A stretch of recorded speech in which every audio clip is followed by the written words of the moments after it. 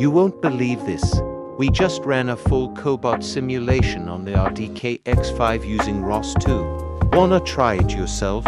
I'll show you exactly how to install ROS on RDK X5 step by step. Get your own simulation running in minutes. Watch till the end for the install steps. Update as usual. Few moments later.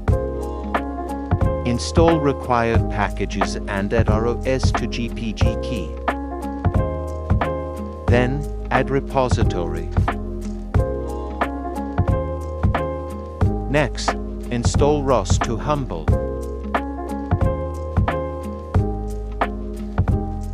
Then, set up your ROS2 environment.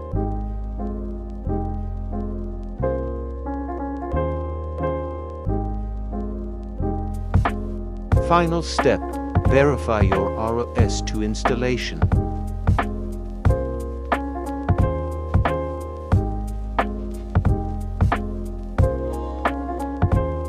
For more detailed steps, visit our tutorial site.